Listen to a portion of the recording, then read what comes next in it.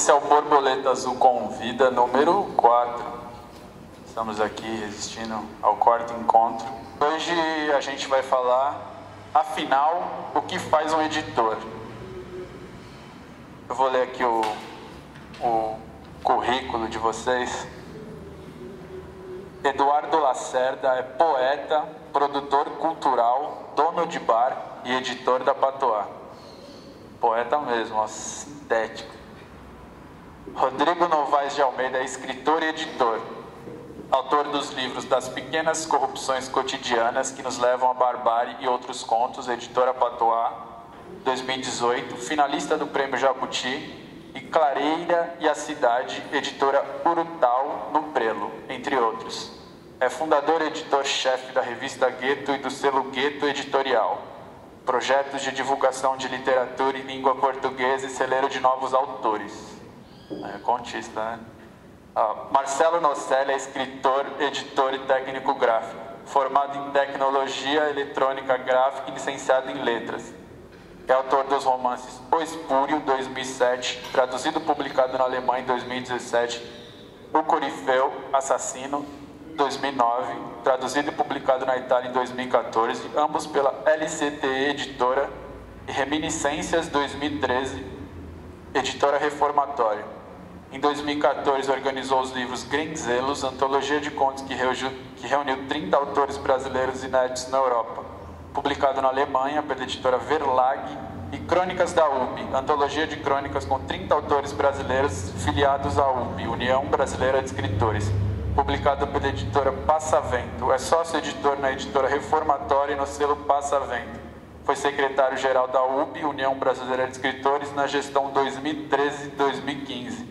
É o romancista, né? Vejam pela... E aí, ó, vocês puderam perceber pela ficha dos camaradas aqui, o editor é esse cara multitarefa, né? Vocês fazem de tudo. E aqui, pra gente, a linha que eu segui aqui numas perguntas, que eu vou tentar ficar dentro delas, brincar um pouco de editar um livro, vocês falando sobre, numa situação hipotética. Primeiro, o começo, né? Assim, imagino que deva ser o começo da escolha dos textos e dos livros que vocês publicam. Então, imagina que eu mandei o texto, ou o autor X mandou um texto. Como é que vocês fazem essa avaliação ou pré-avaliação para saber o que vai ser publicado, o que não vai, o que não dá para aquele momento, enfim? Então, eu acho que quando comecei a editora, e a editora nasceu numa brincadeira, assim, justamente porque eu estava com um livro no prelo por uma editora média para grande, e todo mês os caras me davam uma canseira, sabe? Eu lá perguntava, meu livro, quando é que vai sair? Aí eu disse, calma, pô, mês que vem. Agora é você que dá canseira.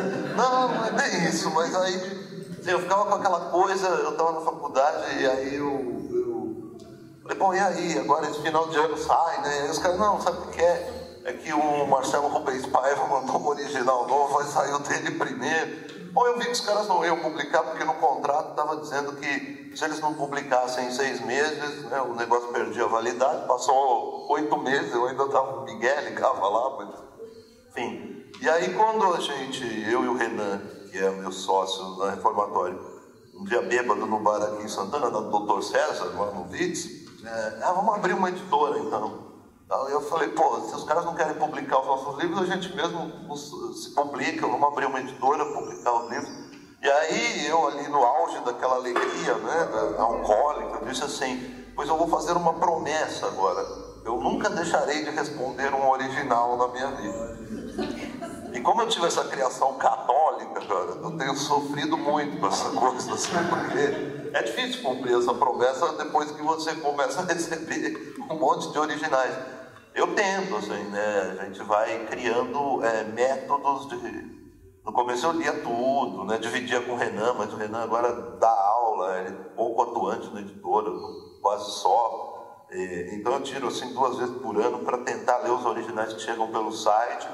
Mas também tem uma coisa que a gente não pode negar, né? Direto você recebe, por exemplo, indicação de amigo que você já conhece, que você confia.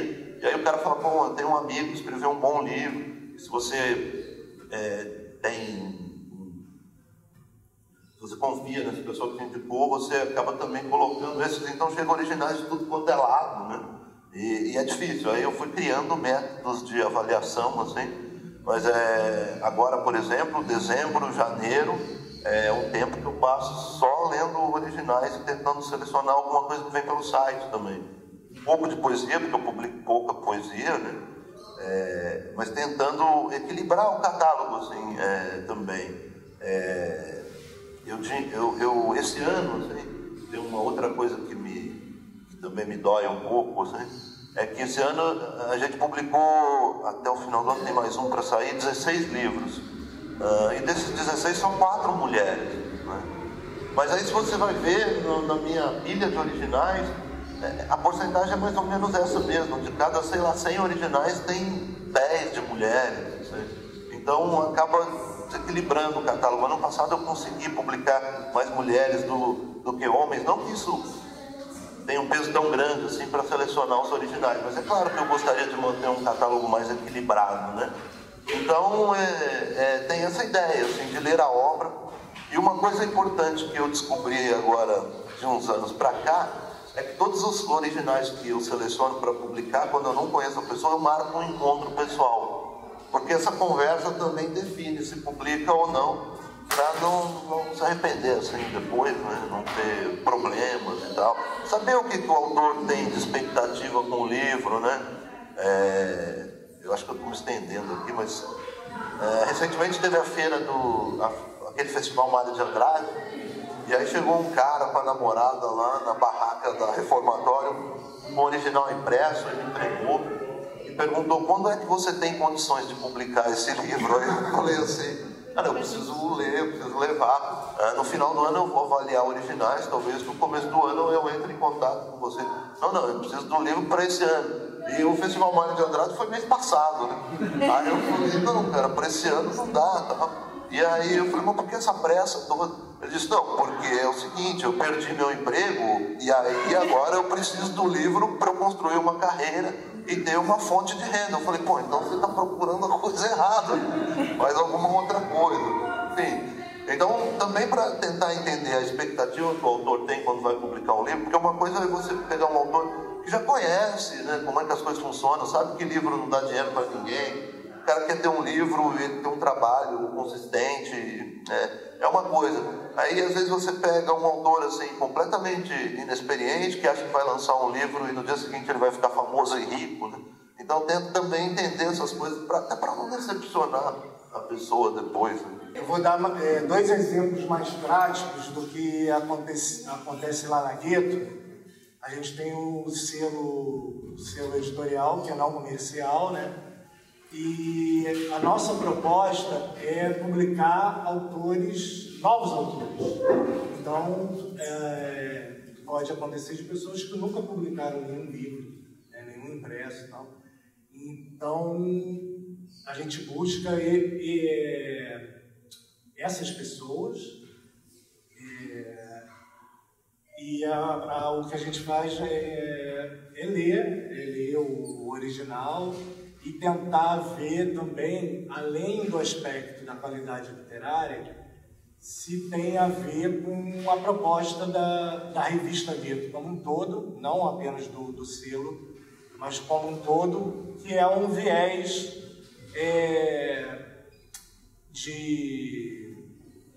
de defesa dos direitos humanos, os temas, né, direitos humanos, e então a gente tem essa preocupação de lançar novos autores, mas também buscar alguns temas. Por outro lado, também tem a forma de divulgar a revista, que a gente precisa trazer pessoas também mais conhecidas para juntar com esses novos autores.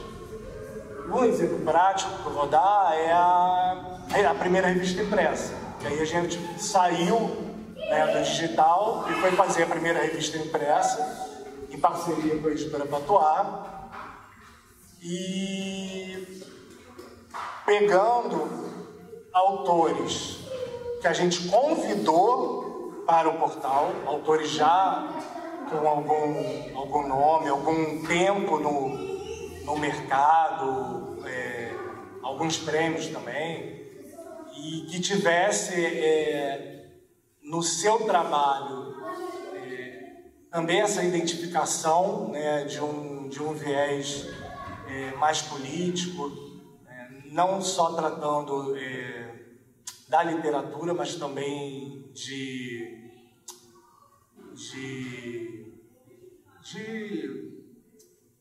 como é que eu posso dizer?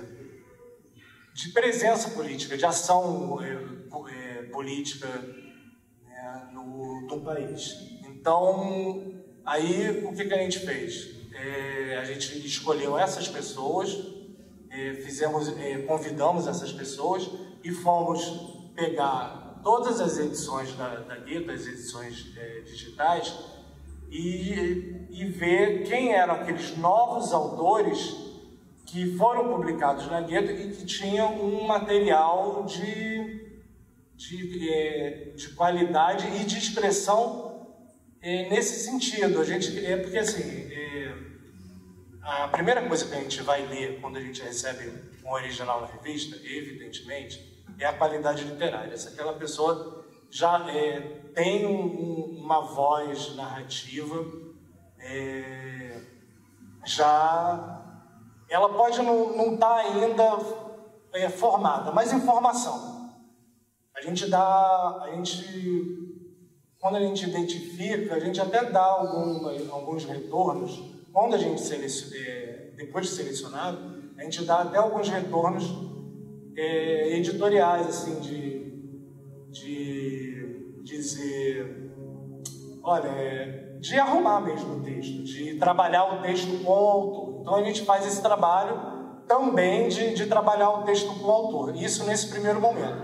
Então a gente quis escolher pessoas que já tivessem ou informação ou já com um trabalho formado ali, mais consistente para publicar. Então, assim, não é que foi a primeira etapa, as etapas acabam se coincidindo também, porque tem essa questão do texto, da literariedade, mas tem também a questão temática, para a gente fazer a escolha, né? E uma dificuldade, uma coisa que o Marcelo falou, a gente teve também no primeiro ano muita dificuldade de publicar tanto autoras quanto autores. A gente recebia muito mais material de homens por e-mail do que de mulheres. E isso já era uma dificuldade que a gente vinha tendo. A gente ainda não tinha o trabalho de curadoria da Cris, do Tito Leite e do Marcos Almeida, de fazer convite, de buscar outros autores. A gente não tinha isso ainda, a gente só recebia, a gente ficava de uma forma passiva, recebendo por e-mail material e avaliando e publicando, e vinha de muito mais homem. Então, o que aconteceu? A gente fez um convite à Adelaide Ivanova para ela participar da Gueto. E ela comentou isso com a gente. Ela falou, mas tem muito mais homem do que mulher. E a gente falou o que aconteceu e tal. E a gente falou, você então quer participar da próxima edição coeditando com a gente, mas trazendo só mulheres? E aí ela trouxe... Foram mais de 100 autores. A maioria poeta, mas também contista, romancista. E ela trouxe muita gente. No que ela trouxe essas pessoas, né, essas mulheres, a gente conseguiu, primeiro, conhecer essas autoras que estão publicando e formar uma rede. Desde então, a gente nunca mais teve problema de publicar, mais homens e menos mulheres, tal. E o recebimento da gente passou a ser também tanto de mulheres quanto de homens. E foi uma preocupação que a gente teve no primeiro ano, e a gente conseguiu resolver isso tendo uma coedição muito bacana com a Adelaide, né? E desde então a gente passou a publicar, tanto é que a revista impressa são 20 mulheres e 20 homens, né? Que já tinham sido publicados no portal. Então foi uma coisa bacana que aconteceu em relação a isso, né? Da questão de gênero e tal. Mas é isso. Bom, na Patois eu recebo mais ou menos uns 300 originais por mês e não dou mais conta de ler tudo. É claro que desses 300, muita gente, e isso dá uma angústia, não teve a mínima preocupação de ir atrás da editora, conhecer a editora e manda o original. Tem pessoas que copiam, sei lá, 30 editoras como cópia aberta e mandam o original, ou então a pessoa às vezes escreve assim: olá, editor da Reformatório, eu estou mandando meu original. Você não escreveu para Reformatório. E eu tenho muitos casos, coisas assim, né? Ou a pessoa te escreve pelo Facebook: vocês publicam poesia? 70% do catálogo da editora é de poesia.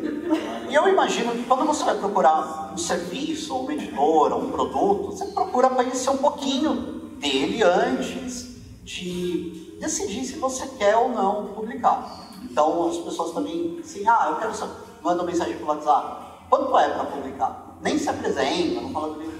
Você também não leu a proposta da editora. Nossa proposta inicial é não cobrar pela publicação, é tiragens pequenas, mas não cobrar pela publicação. Então hoje eu não consigo mais responder todo mundo. Eu tento, a maior parte das pessoas eu tento dar uma resposta, mas deixo de dar muita resposta, atraso livros. Gostaria muito de poder fazer aqui o Marcelo, de poder tomar uma cerveja e conversar com o autor, mas infelizmente não dá. Esse ano a gente vai fechar com quase 200 livros publicados, títulos. Então, infelizmente, não é possível. Mas a Patois começou também, acho que de uma brincadeira. Eu fiz curso de letras na USP, e quando eu entrei lá, eu não tinha lido praticamente nenhum livro, né? Dei sorte de passar lá nos últimos lugares, só que amava poesia, já amava poesia. E comecei a procurar na biblioteca, por isso eu acho importante esse espaço de biblioteca, das bibliotecas, a ler tudo de poesia que fosse possível e que eu não tive acesso antes, estudando em escola pública. O máximo de contato com poesia que eu tinha era no livro didático. Eu recebi o livro didático no começo do ano, li ele inteiro de português, tudo que era poesia eu já tinha lido. Mas minha família não tinha o hábito de levar até livrarias ou bibliotecas. Então, quando eu consegui entrar na faculdade, eu fui ler tudo que podia de poesia. E tinha uma inquietação: onde estão os poetas vivos, né? E aí dei muita sorte, a professora Viviana Rose, que ela no curso, falou: não, tem muita gente escrevendo, muita gente da outra idade, muita gente mais velha, gente viva escrevendo. Com 18 anos, me apresentei essas pessoas. E ela deu uma lista de uns 30 nomes de pessoas que eu podia procurar.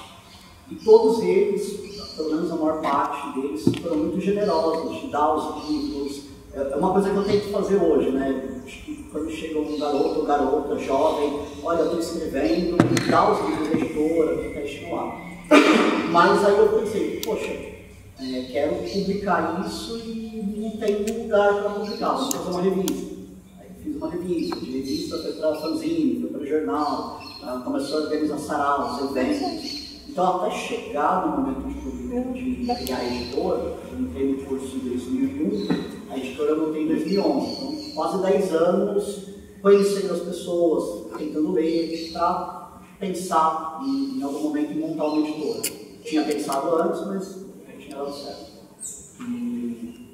E meio que aconteceu, né? Não tinha experiência nenhuma editorial, como fazer um livro, muita coisa deu errado, a gente foi aprendendo, e uma hora continua fazendo errado, mas um pouquinho melhor.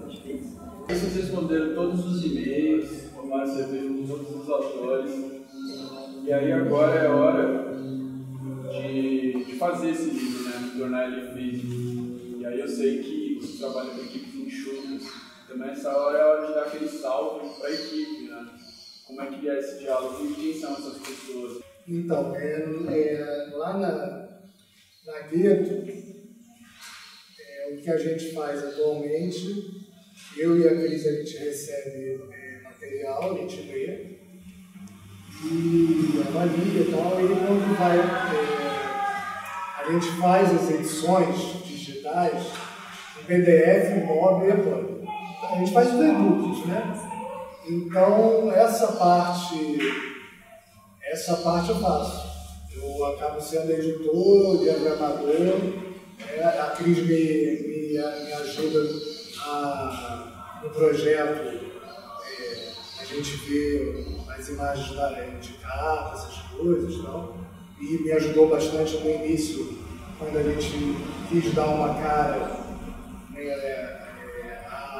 a Gueto da escolha do projeto gráfico inicial dos e-bookzinhos. Mas assim, a diagramação a gente faz, a Cris faz a revisão também do texto, ajuda com a revisão.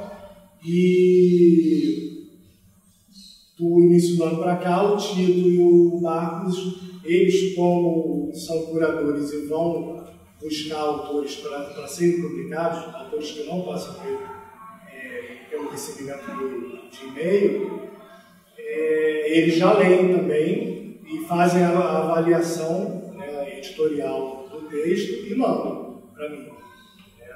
Então essa parte toda do trabalho interno de diagramação, design, tudo é a gente que acaba fazendo. Então, depois que eu li o original, gostei para fazer a publicação, eu comecei a editora, tinha uma sócia, ela saiu depois de um ano, então tem 8 que eu estou sozinho. Eu tenho hoje, eu sempre fui muito resisti muito a ter uma pessoa trabalhando comigo, porque acho o seguinte, quando você começa a ter pessoas trabalhando com você se torna também responsável por essas pessoas que estão trabalhando com você. Aí você se torna o temido patrão, o chefe. E eu acho que a liberdade ou a independência da editora tem muito a ver com uma não responsabilidade em relação aos outros. Hoje, como funcionário, eu não posso virar para o Ricardo, porque acho que é o único funcionário fixo. Falar assim, olha, Ricardo, eu publiquei poesia maravilhosa, mas a gente vendeu menos do que precisa pagar as contas, eu não posso pagar teu salário porque eu não tenho dinheiro. Então, a minha independência é menor a cada vez que eu assumo mais compromisso com outras pessoas, com a minha equipe. Então, a equipe fixa hoje é o Ricardo, a Priscila veio trabalhar comigo agora a partir de julho, mas a minha esposa também é assim. Ela você não paga, então. Então, o pagamento, o aluguel, tudo, né? A gente coloca o dinheiro num balão só e vai pagando as contas dos dois. Não é que ela trabalha para mim, ela trabalha comigo para pagar as contas do casal, porque eu também não tiro dinheiro e falar, agora eu vou comprar uma moto para mim, uma bicicleta. Assim como a gente tem tentado ver isso, é uma situação, o certo seria eu ter um salário, ela ter um salário, mas a gente sabe que as contas... Não temos salário. As contas nossas são abertas. Quando eu comecei de namoro, eu podia dizer, sou totalmente uma editora independente. Hoje, como funcionário, eu não sou mais totalmente independente. Com aluguel claro, eu não sou mais totalmente independente. Eu dependo de certos procedimentos para manter essa estrutura. Uma estrutura já se tornou grande, né? A editora é pequena, mas a estrutura é grande. Então, sim, o Ricardo entrou há 3 anos atrás, 4 anos atrás. A gente também bebendo no bar, você não está dando... Ele era poeta, publicado para a editora, meu amigo. Se você não está dando conta, eu realmente não estou dando conta, eu sem trabalho, sem emprego. Posso trabalhar com você 6 meses, para me segurar durante esses 6 meses, depois eu vou procurar uma escola para dar aula. Eu vou abrir com vocês. Assim, eu tenho que a gente pagar isso, vou abrir R$1.500 por mês, é muito pouco, sem direito nenhum. Aí ele falou, não, vai ser temporário até eu consigo, porque eu estou precisando muito de grana e eu consigo trabalhar muito. Aí aconteceu, de um mês depois que ele começou a trabalhar, eu fui internado, me peguei, a Priscila não tinha nascido. Eu fui internado e ele assumiu em um mês a editora para ele. Hoje a gente já tem uma situação melhor de trabalho, melhor, de direito, etc. Mas no ano eu estimulei ele para Ricardo. Atuar não é um lugar que você vai seguir uma carreira, né? Você vai poder ter um pagamento grande, poder comprar casa, poder tudo com uma pessoa precisa. Por que você não monta uma editora? Acho que é uma maneira de você continuar nesse caminho que você aprendeu dentro da Patois e ter uma renda. E além disso, tem a equipe que é a Priscila, que está cuidando da parte administrativa, comercial, responder e-mails, e mais ou menos 4 diagramadores e ilustradores, que eles são o Leonardo Matias, deu a cara da Patois, ele continua como ilustrador principal, faz projetos gráficos, mas a Luiz Costa, o Sordo, o Alessandro Toninho, chegaram e estão trabalhando também alguns livros com a gente. Mas aí a nossa equipe agora é essa. Tivemos uma estagiária por um ano, a Sara, mas aí ela se formou, não poderia continuar. E foi mais ou menos na época que ela saiu e a Priscila entrou. Eu e o Renan, nós éramos em 3, eu, o Renan e o Robson. E assim, o primeiro livro que a gente publicou foi do Robson, que é poeta, e depois o meu. Né? E assim, a gente não tinha muita ideia, a coisa não era assim tão séria. A gente fez essa brincadeira, vamos abrir uma editora para nos publicar. Né? A gente publica esses 2 livros e depois a gente vê o que dá. Então, e aí a gente fez um site só para vender esses 2 livros. Só que a gente lançou os livros e nesse site começou a chegar alguns originais. Aí a gente recebeu um original, inclusive na época, do Luiz Alberto Mendes, né, que é autor do Diário de um Sobrevivente, Companhia das Letras e tal. Estou vendo a editora de vocês, eu tenho 3 livros pela companhia, mas a companhia só me quer como ex-presidiário, porque o Luiz ficou preso 32 anos, né? Meus livros vendem porque eu conto a história de dentro da cadeia e eles querem isso. Mas dentro da cadeia eu também escrevi diversos poemas. E isso a companhia não quer. Porque poema não vende, quanto mais poema de um preso, né? Que não viu o mundo lá fora e tal. Aí eu falei, então manda aí que a gente publica. E aí a gente publicou o Mendes. E aí chegou nesse lançamento, como o Mendes estava fora já. E ele teve muita ajuda do Drauzio Varela, do Arnaldo Antunes, do Marcelo Aquino, que esses caras promoviam os concursos literários dentro do Carandiru. Quando a gente foi lançar um livro, esses caras foram tudo no lançamento. Né, cara? Que coisa, né, cara? Aí, tira foto, posta foto, na página da editora, recebendo essas pessoas. E aí começaram a se aproximar outros autores para saber mais da editora. Eu falei, bom, agora a coisa está ficando séria. E aí eu fui para uma palestra na USP esqueci agora o nome da professora, mas era uma palestra sobre o Mafra Carbonieri, que é um poeta que eu sou muito fã há muito tempo. Aí eu fui assistir o Mafra Carbonieri. E aí eu fui conversar, dei um livro meu para ele. Eu falei, a gente começou uma editora, esse é meu livro de contos, eu sou seu fã, aquela conversa toda, né? E queria te dar um livro. Aí ele olhou e falou assim, olhei o nome dessa editora, Reformatória.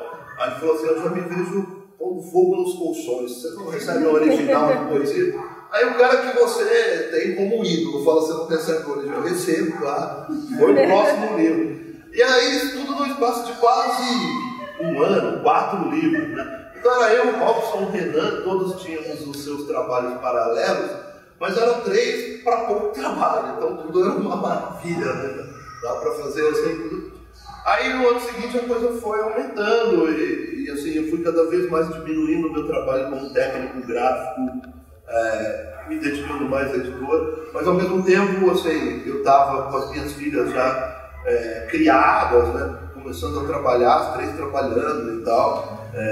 Eu não tinha mais despesa, eu tinha onde morar, eu tinha, né, a Pérsia, minha mulher, trabalhando e tal, com contabilidade, que ela sempre trabalhou, aquela coisa. Né? E aí falei, bom, então vou me dedicar à editora e vou levar a sério. Mas o Renan e o Robson eram muito mais jovens. Eu estava ali nos meus 40 anos já, numa fase que eu estava mudando de vida e eles estavam, porque a faculdade de letras eu fiz muito depois, era um sonho que eu tinha moleque, mas não fiz tecnologia eletrônica, fui trabalhar com gráfica em empresas que faziam livro, né? A coisa está tão no caminho que meu primeiro emprego como técnico foi num gráfico que só fazia livro. E eu estava nessa mudança de vida e os caras, né, fazendo a primeira faculdade faculdade e tal, garotos. O Robson, aí eles falaram, não, isso aí, né, grana não dá, também não dá pra ficar aí trabalhando. Eu falei, não, vai cuidar da vida de vocês e vamos tocando paralelamente, eu vou me dedicar mais. O Robson foi o primeiro a sair e tal, quando ele entrou numa empresa grande. Então, e aí ficou eu e o Renan ficou por um tempo, mas também dando aula, ele é professor. E durante esses 4 anos a coisa foi tomando um vulto, assim, aumentando o volume de trabalho e eu me dedicando cada vez mais e minha mulher me xingando cada vez mais. E aí, cara, chegou num momento, porque assim, eu publico pouco, como eu disse, esse ano 16 livros. Porque pra mim, a parte que eu mais gosto de fazer, mais do que ver o livro pronto, é esse trabalho de editar o texto. E aí então eu recebo aquele original, depois que eu selecionei os que eu vou publicar ali, eu começo a editar o texto. Eu explico para o autor, porque tem um autor que diz, não vai mexer no meu texto. Então se me disser isso, já não dá para publicar comigo. Posso melhorar, posso piorar? Pode ser, né? Mas é uma coisa que eu tenho mesmo. Uma tesão é esse, é trabalhar o texto, aí eu devolvo para o autor, aí ele me manda, olha, eu concordo com isso, com esse não, tal. Isso também foi criando uma cara, assim, no sentido de que algumas pessoas começaram a me procurar justamente por isso, porque queria fazer esse trabalho, né? E isso tomou muito tempo. Então esse é o passo, assim, eu faço a edição do texto, vou trocando com o autor e por isso demora. É um negócio que demora, por isso eu consigo lançar um livro por mês, 2 no máximo. E aí depois vai para a diagramação. No começo, assim, eu conhecia muito da impressão, mas eu não conhecia, por exemplo, de diagramação, essa parte. Então, na época o Edu me ajudou, me indicou o Leonardo Matias. E aí a gente fez assim, o primeiro ano inteiro o livro com o Léo. Aí eu falei, pô, mas eu fiz esse diagramador porque as pessoas não me editou com a cara da Patuá. Porque tem uma identidade forte, né, Léo?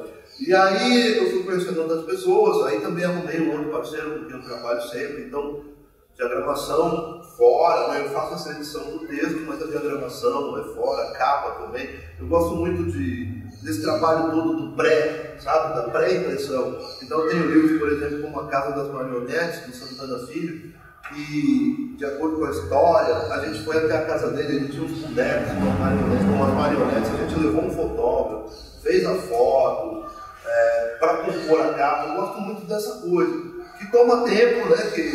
Que é complicado para o trabalho, ou então assim, de chamar, o autor tem amigo que é desenhista, é pintor, então, pô, eu tenho um amigo que pode ilustrar a capa, eu gosto dessa coisa, de que o livro ganha uma identidade do autor, né? Quando eu fiz agora o livro do Menal com Braço, assim, a história passava, tinha um dos contos, o Amor Passageiro, que dá no meu livro, era um sujeito da Estação da Luz, né? E aí eu falei, pô, então vamos chamar o Nidil, um fotógrafo amigo lá, vamos fazer uma foto lá na Estação da Luz, pro livro e tal. Então tem toda essa coisa que eu gosto, né, dessa doideira toda. Teve um livro que eu fiz, o Papo de Anjo, do sujeito, talvez vocês não lembrem porque vocês são novos, mas antigamente no centro da cidade tinha uns caras que faziam um joguinho com umas tampinhas e umas bolinhas, né? E as pessoas apostavam dinheiro, né? E os caras montavam aquilo com 2 caixas de papelão. E aí eu falei pro Christian, pô, o livro fala disso, vamos lá. Então a capa do livro é a minha mão mexendo aquilo ali. E o problema é que foi juntando gente, né? E eu nem sabia fazer o negócio, né? Os caras esperando. Aí eu falei, deixa eu juntar mais gente, não enrolada, que vai ficar bacana. Então. Aí chegou a polícia, que queria me prender. Então, tudo isso vira uma história daquele livro que não vendeu nada, mas para mim. Eu tenho essas afetividades com a coisa. Então tem um texto, um trabalho de edição do texto. E aí depois de diagramado, aí sim, depois de capa resolvida e tal, o livro vai sair. E aí eu sempre também tive o sonho de trabalhar com livraria. Né? Com os tempos eu me ferrei muito, tomei calote de livraria grande, passei humilhações de livraria grande. Mas hoje eu consegui chegar num ponto que eu tenho parceria com algumas livrarias pequenas, né? São as que eu gosto de trabalhar. E alguns pontos assim, culturais, como a própria Papo Escada tem um livro nosso lá e tal. e que dá para ir levando, assim, né? Então isso também era uma coisa que precisava de uma tiragem um pouco maior. Então começando com 300, 500 mil, tentar distribuir, mas tudo isso foi muito difícil de equilibrar financeiramente falando. Né? Aí os sócios me abandonaram, mas eu continuei. Tá? Minha mulher perdeu o emprego, e aí eu falei, bom, mas você sempre trabalhou a vida toda com contabilidade, isso é um problema aqui na editora Telefone. Então hoje ela trabalha, hoje a editora praticamente sou eu e ela. E aí diagramador, revisor, capa, isso tudo é de fora. Né? Mas a gente conseguiu estruturar assim, de uma maneira que funciona desse jeito. Então ele tem esse prazer de trabalhar o texto para depois, aí sim, ter o livro impresso. Eu gosto mais dessa parte toda que eu contei aqui, de editar o texto, de pensar na capa, do que propriamente depois do lançamento, por exemplo. Vocês também já começaram a entrar, antecipando as perguntas, né? Que vocês meio que começaram, o Marcelo falou um pouco mais, também, mas vocês três são escritores também, né? Vocês são escritores ficcionistas e acho que são escritores ficcionistas antes de serem editores. E aí a pergunta é meio essa. Como vocês, claro, pela necessidade, né? Ou me publicar porque eu quero me publicar, porque outras pessoas também querem publicar, enfim. E se é possível, vocês publicam, acho que pouco, assim, né? Vocês têm as ferramentas de publicar, a editora, tipo, você é o seu próprio editor, você pode ser editar a hora que você quiser, enfim. E aí como é essa dificuldade de você editar texto dos outros e editar de vocês? Se diminuiu, se de alguma forma vocês escrevem menos do que gostariam? E também como é esse processo que o Marcelo falou? É da hora você pegar o livro da pessoa e falar, eu tenho essa ideia aqui, essa ideia assim, e quando é o teu também? Para você viajar, porque daí é meio que não sozinho, mas você está mais solitário, né? Porque você não tem um editor que é você mesmo, ou você fica em dois, assim.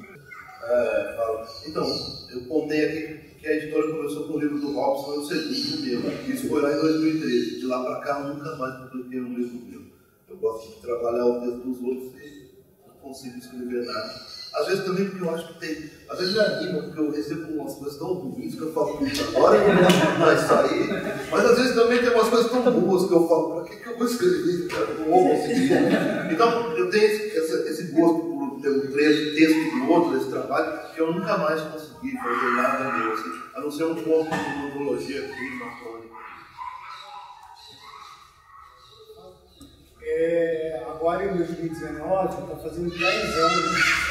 Eu publiquei meu primeiro livro. Meu primeiro livro eu lancei em 2009, um livro que não existe mais, se chamava Rapisódias, as primeiras histórias breves, era de contos, e aí depois eu só fui publicar um outro livro em 2012, que é o Carne Bruta, que saiu pela editora Apicuria, que eu estava trabalhando lá na época. Eu ainda não trabalhava na área editorial, eu trabalhava na área de assessoria de imprensa, e em parceria com a editora 8,5, lá do Rio. Esse é aquele que você está de caçador de Isso, é aquele Você vê, a gente se conheceu em 2012 aqui no Biblioteca. Eu vim na caravana dos escritores e a gente se conheceu. Foi uma mesa com Grisola e com Peçanha, né? E aí a gente se conheceu. Aí eu publiquei esse livro pelas duas editoras na época, né? Depois eu passei 3 anos sem escrever, que coincidiu com a época que eu migrei de comunicação para a área editorial. Eu comecei a trabalhar com, não apenas com edição de texto, era revisão, era, enfim, preparação, copydesk. Eu passei a trabalhar nessa área em vez de assessoria de imprensa. E aí eu me casei, vim para morar em São Paulo, vim trabalhar numa editora, né? Na época vim trabalhar na Saraiva, né? E eu fiquei 3 anos sem escrever. Depois do Carne Bruta, 3 anos sem escrever. E já começando a trabalhar na área editorial. Assim, para resumir, o que eu faço, aí eu voltei a escrever, ano passado publiquei com o Edu das Pequenas Corrupções, e esse ano vai sair um livro de poesia, que vai ser meu primeiro livro, meu quinto livro, mas o primeiro livro de poesia, né? Que vai ser pela editora Brutal. Mas essa coisa de escrever e de ser editor, o que acontece? Hoje em dia eu escrevo bem menos do que eu escrevia, bem menos, até ter passado muito tempo sem escrever, só lendo e já trabalhando na área editorial, eu escrevo bem menos. Trabalho muito, eu comecei trabalhando como editor em didático, em livro didático, depois passei para a literatura, e hoje em dia tem um terceiro trabalho que eu faço, que é de leitura crítica, para o autor, antes de mandar para os editores, para as editoras, né? Bastante o autor me procurou também. Eu faço a leitura crítica. Então, como é esse trabalho? Esse trabalho é de fazer um relatório do livro, e uma coisa que eu faço é um trabalho também editorial, mas mais como sugestão. Às vezes o autor me pede uma sugestão de editorial, não é apenas um relatório que eu entrego, né, de leitura crítica. Então, o que acontece é que hoje em dia eu leio muito mais coisa dos outros do que realmente eu escrevo. Mas também, quando eu sento para escrever, eu já sento para escrever algo pensado, algo que já estava ali, às vezes há meses na minha cabeça, há meses anotado no papel alguma coisa e tal, e às vezes nem tanto um rascunho, mas apenas a ideia, mas aí quando eu já sento para escrever, eu já sento com aquele objetivo, né, eu já sei o que eu vou fazer ali. E aí depois, claro, eu vou reler 5, 10 vezes, vou revisar, vou fazer essas coisas. Mas se tornou um momento tão precioso e raro, esse trabalho de escritor, que quando eu vou fazer já não é mais aquilo de estar escrevendo todo dia, não tem isso de estar escrevendo 2 horas por dia, vou ficar escrevendo, não é mais, entendeu? Você nunca se edita, né? Aí eu tenho em casa uma editora particular, é bom de ser casado com uma editora isso também, né? Aí ela edita meus textos e eu edito os textos dela. Eu, como falei antes de entrar, já escrevia poesia, amava poesia, mas eu escrevia muito mais do que lia. E eu acho que conforme eu fui lendo mais, eu fui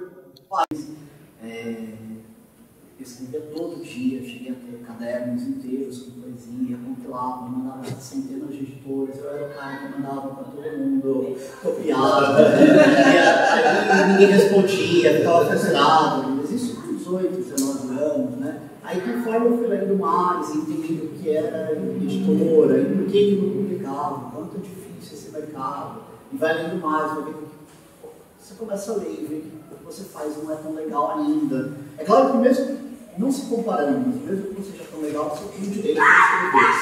Mas eu achava que eu podia escrever coisas melhores. Aí você não vai ficar produzindo 20 poemas por dia. Tentei o PROAC pelo menos umas 4 ou 5 vezes, não ganhei.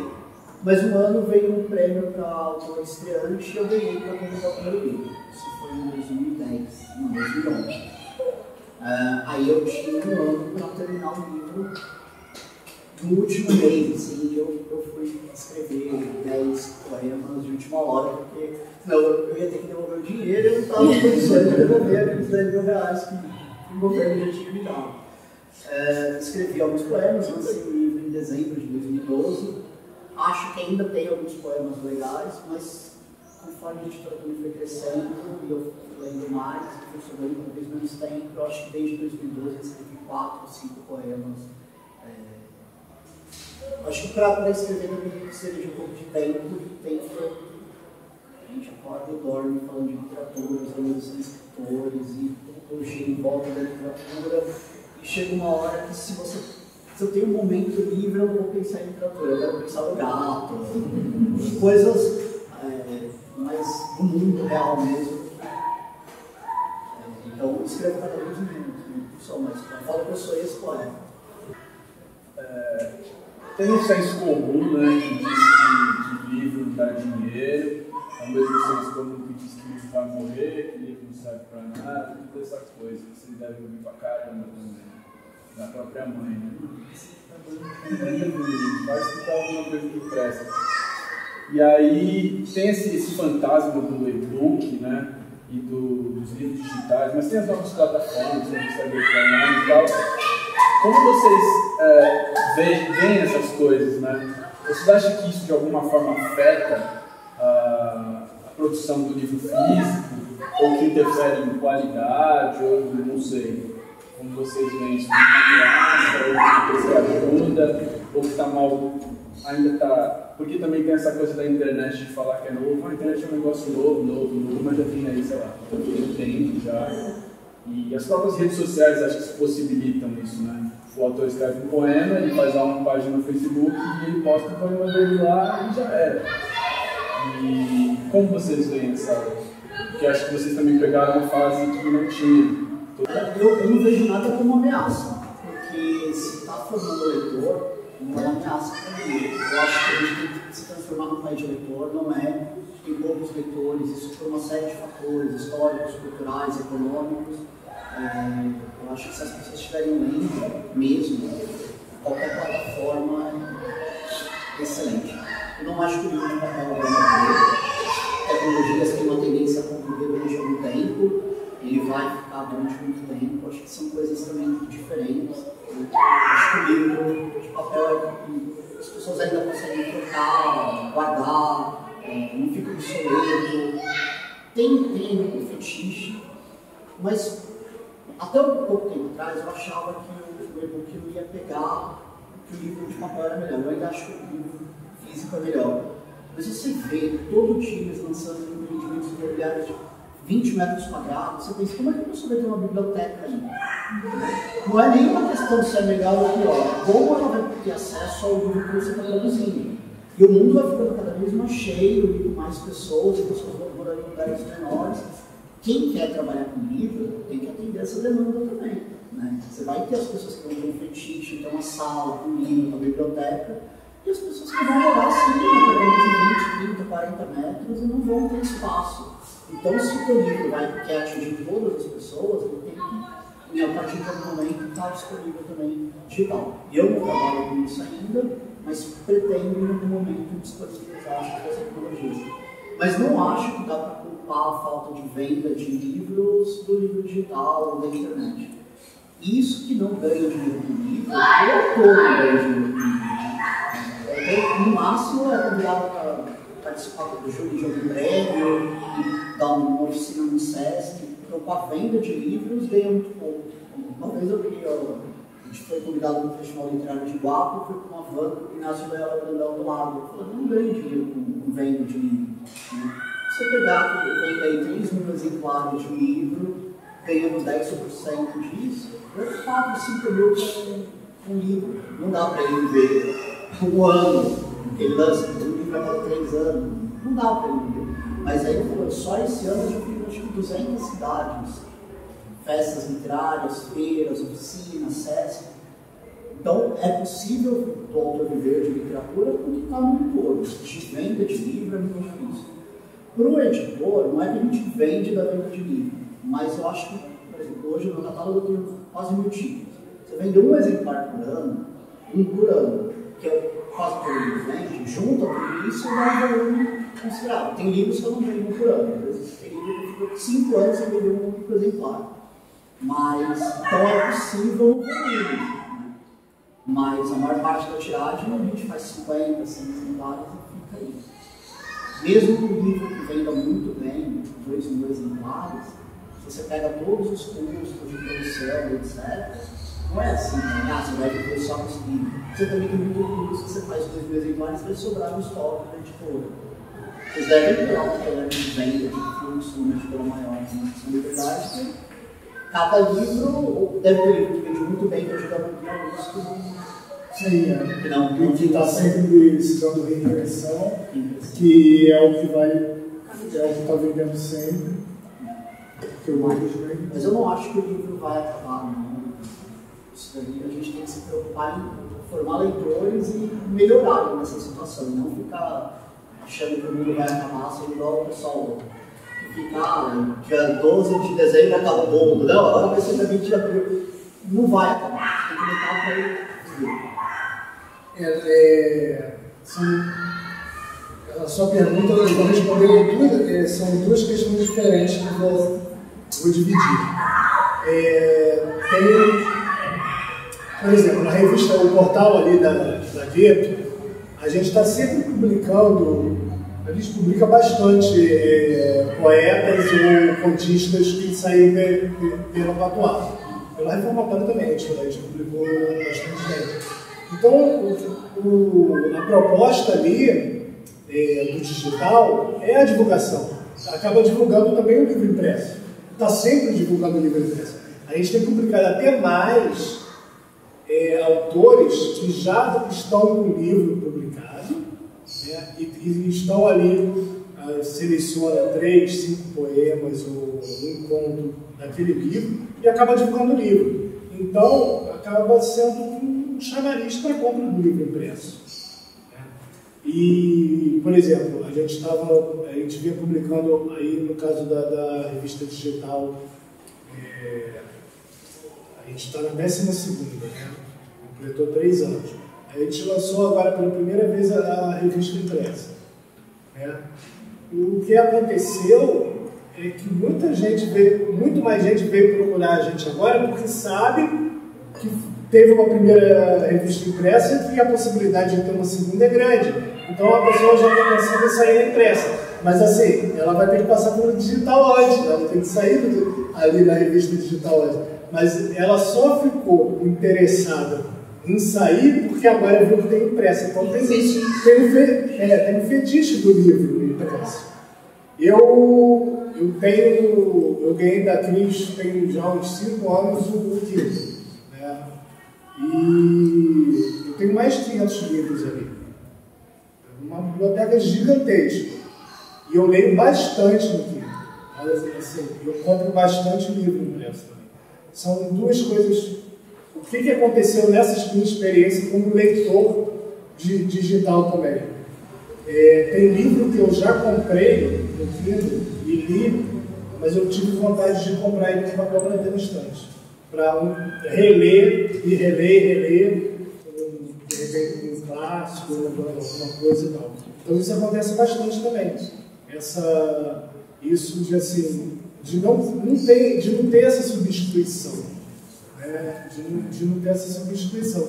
Tem livros que eu tenho interesse em comprar no impresso, em ter na estante, e outros que eu penso assim, não, esse livro daqui vai ficar só no Kindle. Eu vou ler no Kindle, vou ler uma vez e pronto. Não vou ter na estante. Então tem isso também, né? E uma coisa acaba conversando com a outra e não substituindo. Pelo menos foi isso que aconteceu nessa minha experiência dentro dos 5 anos. Eu sou leitor de anos. Entendeu? Mas tem esse fetiche de às vezes você querer ter um livro ali na estante e pegar ou ter uma revista, um livro impresso ali na estante, ou o cara querer participar da Gueto porque viu que saiu a revista agora impressa. Isso aconteceu.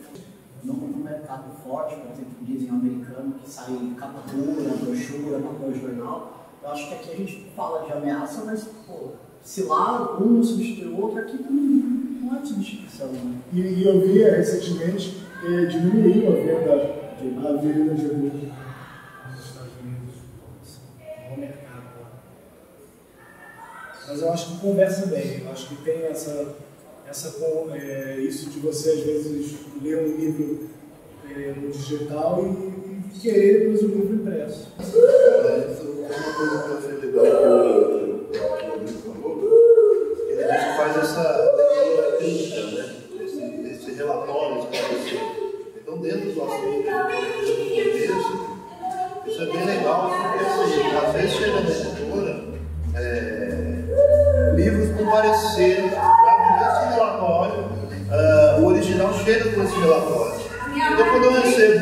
original, chega com o relatório dele, ou de alguém que eu conheço, que eu sei que é editor, é bem interessante para o editor, porque eu também vou olhar, tá? Você passou pelo crivo de fulano, então vou olhar isso com atenção.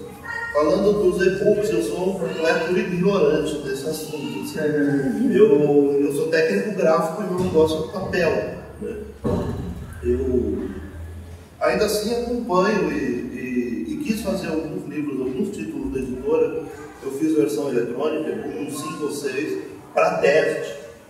E eu também percebi que o leitor dos nossos livros não é ainda um leitor do digital, porque vendeu quase nada, praticamente zero. E quando eu fui fazer uma pesquisa para saber, eu descobri que esses poucos que foram vendidos fora do Brasil, ou seja, pessoas que não tinham acesso ao impresso, que moravam fora, né, brasileiros, que viram o livro e em algum momento ficaram curiosos, então compraram aquela versão eletrônica.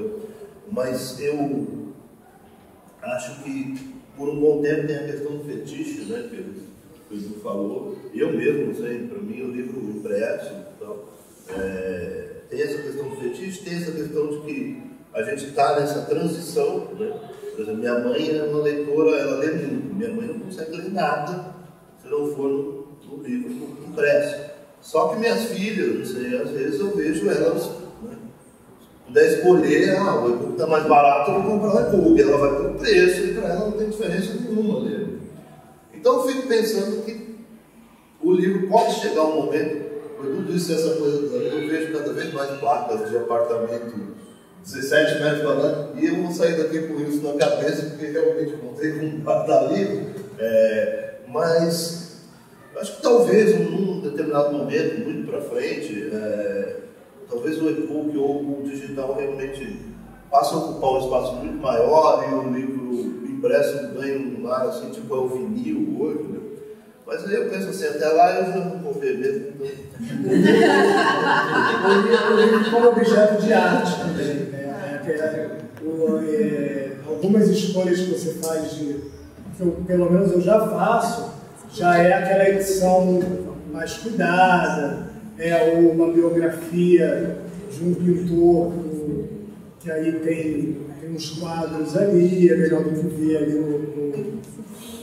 no tablet e tal. Então tem essa coisa também do objeto arte do livro, né? Então eu acho que isso vai acabar acontecendo mais e de ir por esse caminho. Eu escolho mais qual é o livro que eu vou botar na minha estante. E no Kindle tem o volume, né? É ali a quantidade de livros, mas na estante já fica um negócio mais uma curadoria, né? Eu também acho que essas grandes empresas, Google, Amazon, se ganha muito dinheiro com conteúdo. E aí a gente fica nisso, é de graça, coloca lá de graça, é barato, não sei o quê. Mas alguém sempre está ganhando. A gente também tem que escolher quem está ganhando. Né? Eu acho que, por exemplo, a Amazon, quando dá a oportunidade de publicar seu livro de graça, e a pessoa paga um pouquinho, mas eles estão ganhando a maior parte de tudo isso, o autor continua não ganhando nada, e você tirou uma cadeia de gráfico, de papel, de tudo, que antes ganhavam, e só uma grande empresa mega está pegando esses centavinhos de cada um, né? Porque é isso. Cada vez menos funcionários, emprego, demitindo um monte de gente. Mas o Mendes continua ganhando bilhões. E a maioria que publica ali provavelmente não passa por editor, revisor, não passa por nada, coloca direto. Porque se ainda pensasse, eu vou pagar alguém para editar, vou pagar alguém para fazer revisão, né? Dá para ter um trabalho sério com o digital também. Mas a experiência que a gente tem é um trabalho cada vez mais digital. E vocês se posicionam como editoras, independentes, são realmente, mas também estão aí nesse jogo, né? Vocês estão disputando prêmio, vocês estão concorrendo com esses caras, vocês estão concorrendo no lugar teoricamente, no lugar da livraria. E às vezes, não sei se isso acontece, mas deve acontecer, que é isso, vocês ganharam prêmio. Sei lá, a Patois ganhou todos os prêmios no ano. Ganhou o Jabuti, ganhou o São Paulo, ganhou o Guarulhos, ganhou o melhor poeta da Casa Verde, ganhou tudo. E aí as pessoas, imagino que você deve receber, acho que você já falou sobre isso, vocês também, no dia seguinte vocês recebem 30 milhões de e-mail, Então os caras acham que vocês são muito maiores do que realmente são. De repente, e não são nem, algumas pessoas nem consideram mais que, ou o site também, que vocês são tipo, mano, esses caras pica, são ricos pra caralho, são influentes, é a nata, é a Companhia das Letras 2. E como é esse jogo? De vocês se manterem independentes, porque também para vocês jogarem esse jogo com as regras do tabuleiro marcado, vocês vão ter que, sei lá, fazer um financiamento, vão ter que vender um pouco a alma pro diabo, enfim. Como é isso de você jogar esse jogo mesmo, de estar no meio com esses caras e se manter, falando, não, fazer o que eu gosto, o que eu acredito, por exemplo, eu não vou publicar aqui um livro que eu não gosto, porque eu sei que vai vender pra caramba. Eu não vendo a alma ao diabo, eu faço isso, sabe? Por um tempo, eu passo um tempo pagando, sabe? Mas não, eu tinha esse sonho de colocar os livros em livraria, assim, porque eu queria isso, né? E o Edu sempre diz uma coisa, ele vai falar daqui a pouco, que, assim, eu vejo o Edu dizer, eu não tenho nada contra as livrarias, elas têm que existir e tal, e aí ele sempre diz o seguinte, o que está ruim, que está falido, é o modelo que isso tudo funciona, né? Eu acho que todo mundo aqui praticamente sabe disso, mas, por exemplo, se eu trabalho com uma livraria grande, eu mando os livros para lá, eu mando, para um exemplo, 100 livros consignados. Né? Eu mandei esses 100 livros consignados por 3 meses, com nota fiscal e tal. E aí esses livros vão ficar lá, aí chegou 3 meses, os caras me dão um relatório. Olha, dos 100 livros que você vendeu, que você mandou, a gente vendeu 50 e a gente vai te devolver 30 e vai ficar com 20 aqui. Beleza, então assim, pode emitir a nota de cobrança para mais 3 mil. Então, quando eu ponho o livro na livraria grande, até eu receber, é meio ano. Né? E eu estou dando exemplo de 100, mas às vezes é 5, às vezes é 10. Se vendeu 4, eles vão devolver 2 e ficar, sei lá. E muitas vezes esses livros que voltam, esses que eles devolveram, são aqueles que eles deixam lá na estante, também não tem nada contra isso, mas acho que eles deviam comprar para isso. Eles estavam rasgados, tudo sujo, sem condição de vender, né? Então dá um prejuízo muito grande, né? E além de tudo, para não dizer que cultura, Saraiva, essas coisas, né? Passaram tempo sem pagar as editoras, quebraram porque vocês forem a livraria Cultura do Shopping Guatemi, alguém já foi lá? Aquilo é a coisa mais absurda que eu já vi na vida. O mundo do livro não comporta uma coisa daquela. Tem 8 escadas rolantes dentro da livraria, elevador. Eu vejo os caras gravando muito comercial de TV lá. Eu acho que hoje eu uso para isso, né? É uma coisa enorme que foi feito naquela época em que o BNDES liberava o dinheiro para os caras e tal. E ali cresceu a dívida deles e tal. E aí eu fui apanhando também muito e fui descobrindo depois outras livrarias. Então, por exemplo, uma livraria que é muito parceira da Reformatória, que eu gosto muito, é a Zácara, na Cardoso de Almeida, do Lúcio. Então, como é que funciona lá? Ele tem todos os meus livros. Né? E aí eu mando 3 exemplares de cada. O Lúcio tem uma clientela muito amiga, fixa, assim, e ele é um livreiro, ele é um curador mesmo. Né? Já teve livros meus que ele pegou, assim, é complicado você dizer isso para o autor quando o autor chega na Zácara e o livro não está lá, mas já teve livro que o Lúcio pegou e disse, olha Marcelo, isso aqui eu vou te devolver porque eu não tenho público para ele, tal. Então você leva, vou ficar com esses. Esses dias eu estava lendo Essa Gente, do Chico, e eu cheguei na livraria dele para deixar os livros e vi o livro em destaque, aí eu falei, já leu, Lúcio? Aí ele falou, não, vou ler isso pra quê? Esse livro se vende sozinho, eu não preciso ler. Eu vou ler os que você está me deixando aqui para ver se eu posso indicar. Sabe? Então tem um trabalho de livreiro. E aí assim, eu deixo os livros lá. Todo dia 25 ele me manda um relatório. Vendeu tantos livros, vendeu 3 livros. Aí eu tiro a nota no dia 26 e no dia 27 ele me paga. Ele fica com 50% lá, isso eu tenho que aceitar.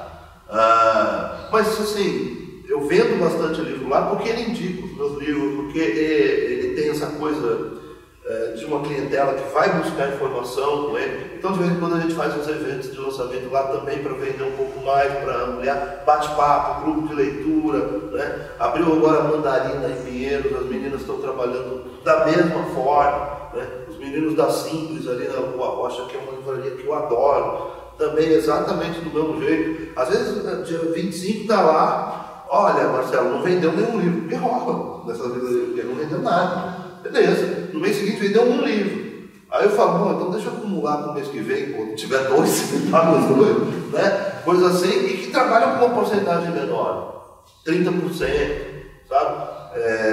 Tem livraria 25, 30%.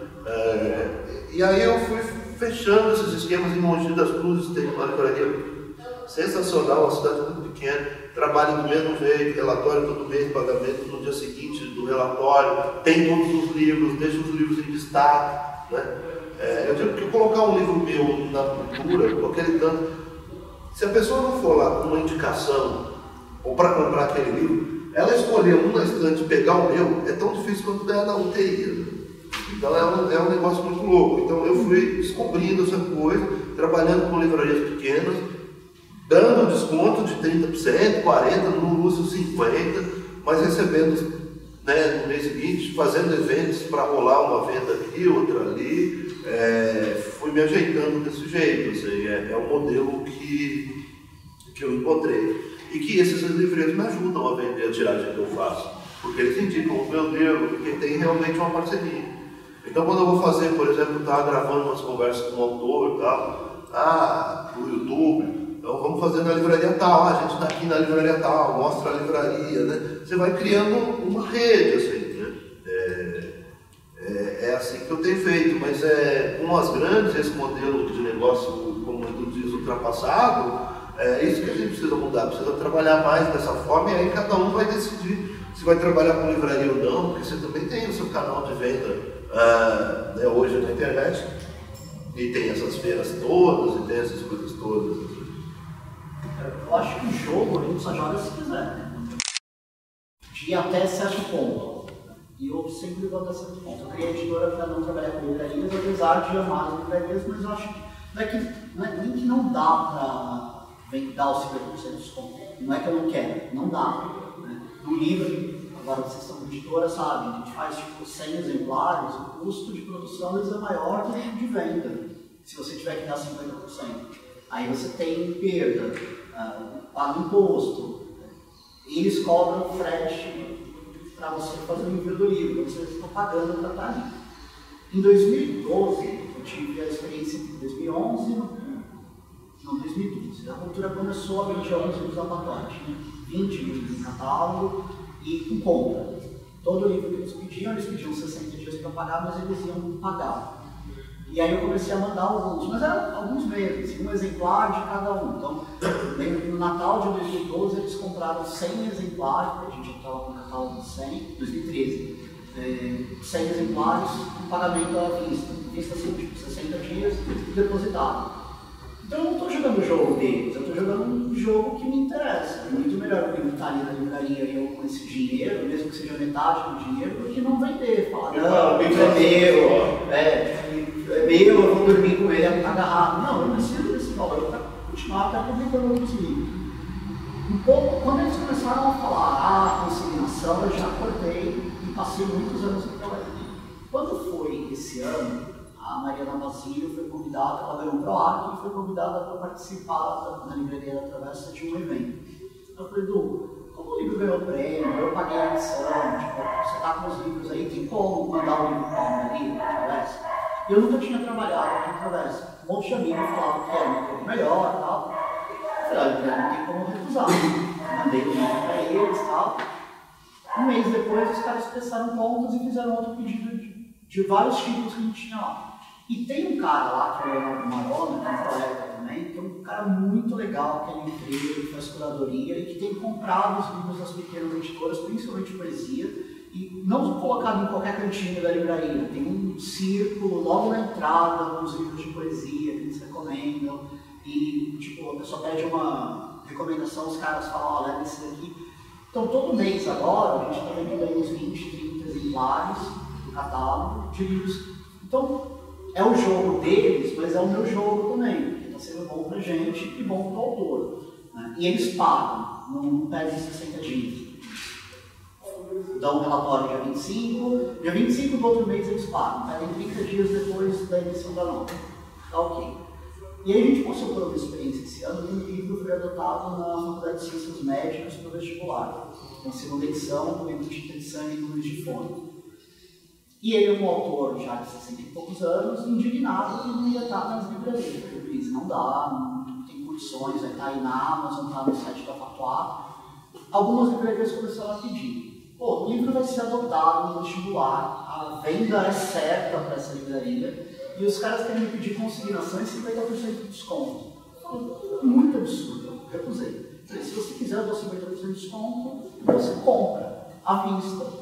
Aí 2 livrarias de Belo Horizonte toparam o risco, porque também a livraria tem que participar do risco da coisa, né? Não pode só a editora, o autor participar. Ninguém chega na gráfica e fala, olha, eu vou imprimir o livro, se vender eu te pago depois.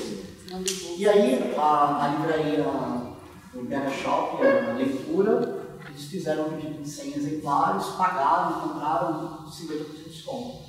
Todas as outras livrarias de Belo Horizonte ficaram, não, mas e se não vender, a gente fica com o livro parado. Ok, eu também estou com o livro parado, que não vendeu em casa, porque acabou o vestibular, sobrou uma quantidade lá de 30 exemplares, para quem que eu vou vender esse livro? Né? Então é isso, é jogar o jogo deles, mas enquanto foi interessante pra gente, e não deixou subir a cabeça. Prêmio não define editora, não define autor, tem anos que a gente ganha, tem anos que a gente não ganha, pode passar aí 3, 4 anos sem ganhar muito prêmio, eu trabalho no dia a dia. Mas participar, acho que também não é estar jogando o jogo dele, acho. Eu vou, lá na Gueto, a gente recebe bastante original. As pessoas acham que o selo editorial é uma editora comercial. Ou seja, as pessoas também nem veem direito o portal, né? Porque lá no portal tem tudo dizendo, download de livro e tal, mas a gente recebe bastante e a gente recebe bastante no meio. Isso daí é uma informação. Mas uma outra coisa que tem acontecido muito do ano passado para cá, é que tem muita gente perguntando se a gente não vai virar uma editora comercial. Uma editora independente como Patuá, reformatório e tal. E a gente chegou a pensar seriamente no início do ano em dar esse passo. Né? Mas aí eu pensei seriamente, mas aí a Cris conversando comigo falou. Ela falou, eu trabalho com editora, né, de didático, você trabalha numa editora. No momento agora não dá, não é viável, a gente já cheio de trabalho, abrir uma editora comercial e também cuidar dessa parte, né? E aí eu acabei falando, então tudo bem, então eu continuo fazendo as leituras críticas, que aí indico, já indiquei bastante, Reformatório, Patuá, Relicário, várias editoras independentes. Quando eu faço a leitura crítica, eu já vejo até o perfil do texto e acabo indicando. Então a gente acabou adiando isso. Adiando que a gente fez em parceria com a Patuá a primeira edição impressa da revista. Então não é uma coisa que a Gueto tem como projeto no futuro, né? De se tornar uma editora comercial independente. A gente pensa mais em fazer essas parcerias, né, e eles ficam com esse problema, né, essa dor de cabeça aí disso, né, de dar, realmente é bem complicado, porque até vendo nas editoras que a gente trabalha, o trabalho mesmo que no mercado editorial, né, o meio editorial de essa parte comercial, né? Essa parte de colocar o livro na rua para vender. Qual é a importância do editor? Assim? O que esse trabalho de editor de vocês define? O que é ser editor? Né? Não o que faz. O que faz vocês já falaram, mas o que é ser? Eu acho que, na verdade, hoje uma coisa explica bem essa... mostrar essas pessoas, porque a gente tem a internet. Então, muitas vezes eu mesmo quero vender meus livros, eu tenho que ir eu mesmo lá para frente da câmera e falar, olha, hoje a gente vai ter um lançamento assim, velho, né? Então, para que eu também possa sobreviver da editora, eu criei esse curso, eu dou esse curso. Se ele tem procura, ótimo, porque quando eu consigo vender ele para o Sesc, garante lá o meu mês. Então é um trabalho também.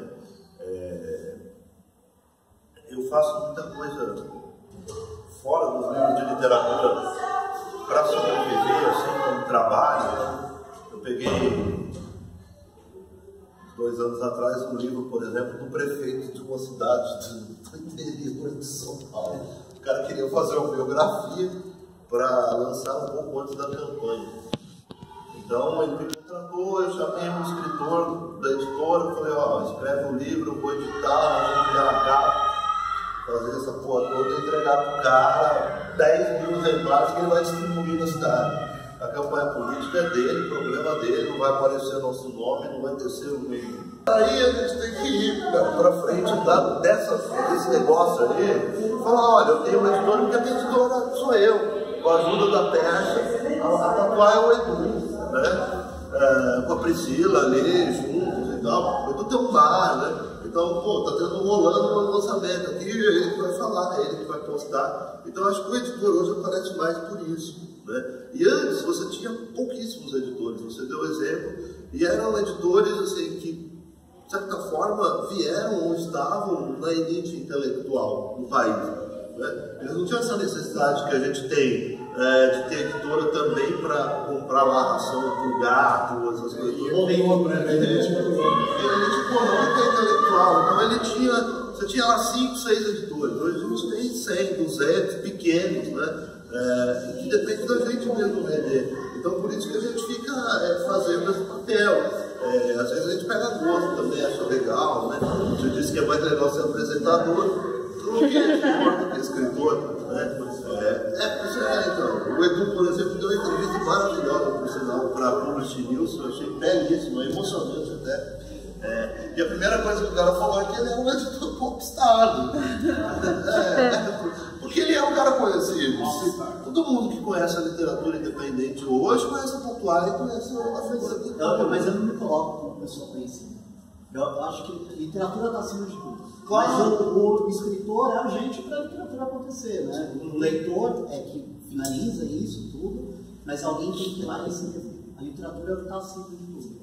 Mas se eu não me expor, se vender livros, eu toda hora lá, ó, tá aqui na feira, por R$2, leva, ó, já tá difícil. Imagina se a gente ficar só no escritório, não adianta, né? Tem essa coisa de ir nos lugares e tá falando. Eu tento falar com os meus autores, não como no sentido de falo com o Rodrigo, mas, pô, o livro do Rodrigo ficou finalização de Jabuti, olha que legal, conheço esse livro, né? Então, eu acho que a gente se expõe para expor o nosso trabalho, mas eu não me coloco como nunca como popstar, eu quero ver. Mas tem uma coisa que a gente sempre fala também, assim, por exemplo, o livro depende muito do autor para vender. Então, você pega um autor que está disposto a trabalhar o livro. Assim, eu me lembro quando eu fiz o livro do Marcelo Maluf, cara, puta, eu joguei ele cada roubada, um sarau lá em não sei onde e tal. Vamos lá para você falar do livro. O cara ia chegar lá no dia 12, o pessoal estava tomando cerveja, nem ouviu o que o cara falou. Mas era um cara que está disposto, assim, tudo que você convidava, aquela ideia de que o escritor ou o editor, né, fica ali dentro da sala e o livro vai se vender sozinho, isso acabou, né? Então quando você tem um autor que te ajuda nisso, que trabalha o livro, né? Em relação a isso, ao ser editor, pelo ser escritor, né? Depois que eu me tornei editor, primeiro eu comecei com didático, né?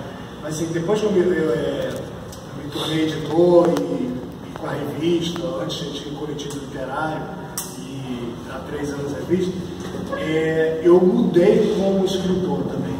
A minha escrita mudou pelo fato de eu ser editor. Primeiro porque a gente está lendo todo mundo, lê o Brasil inteiro.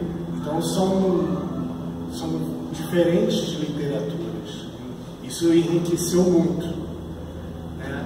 E também o fato de você destruir algumas ilusões que o escritor no início tem. Ilusões quanto à própria obra, ao próprio trabalho, o que ele está fazendo ali e tal. Então você está trabalhando também desse outro lado, né? Você também ser editor de outras pessoas, faz você mudar a sua relação com o seu texto, a sua relação com como você escreve, o que você escreve, o que você faz, né? E muda a relação também quando você, como escritor, vai lidar com o editor. Você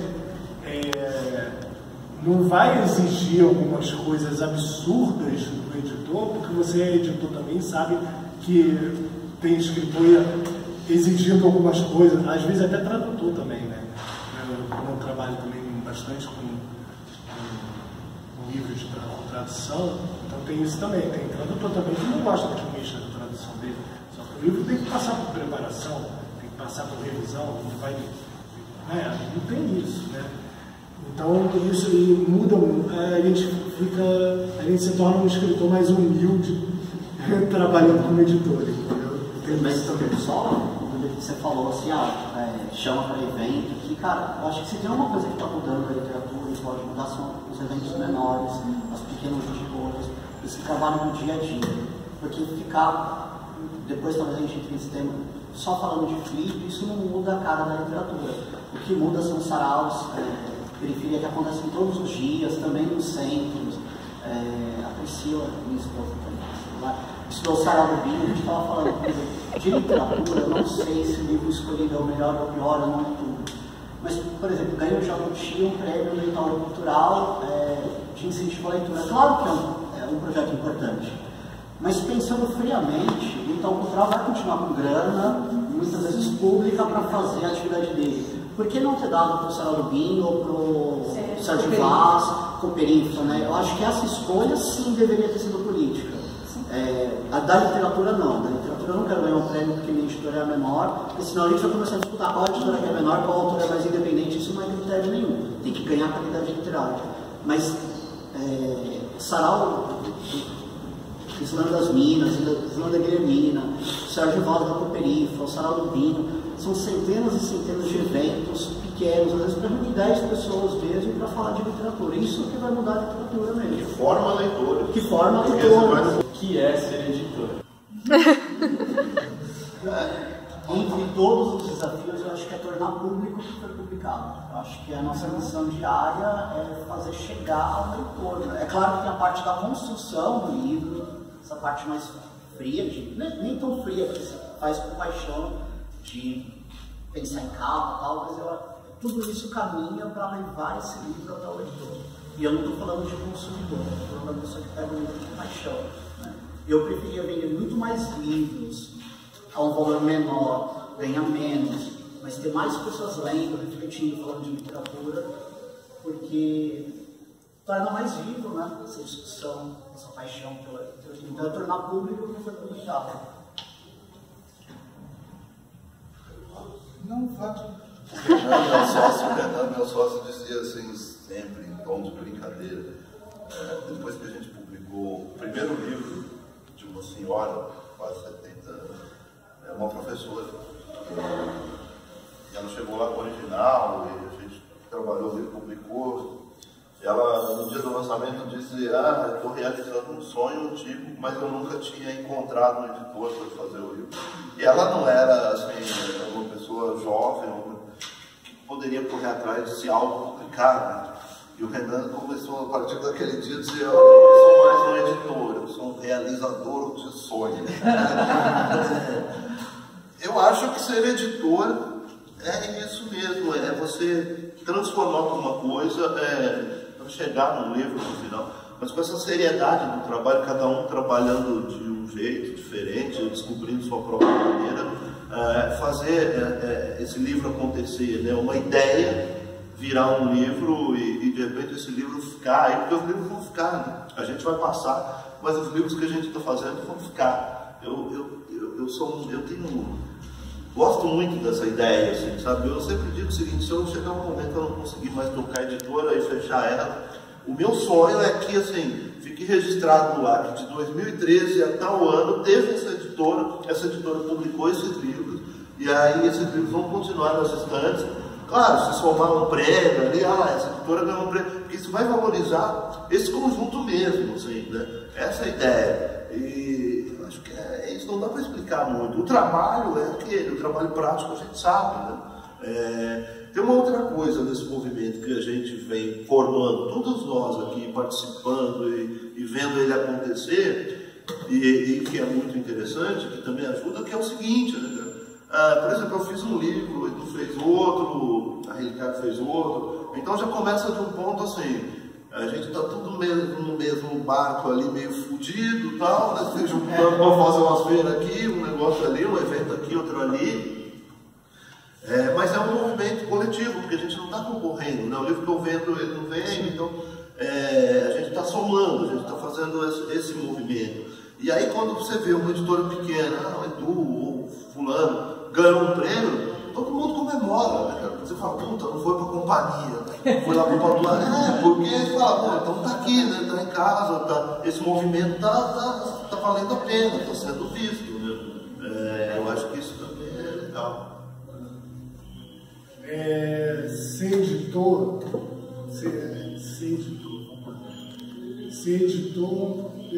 eu vejo como buscar fazer o escritor dar o melhor dele. Ser editor é isso. Eu acho que é isso. Você buscar fazer o escritor, ele vai dar o melhor dele com a sua ajuda. É isso. Você está ali. É uma parceria, mas a síntese é essa. É você buscar fazer o escritor, você buscar fazer o escritor dar o melhor dele.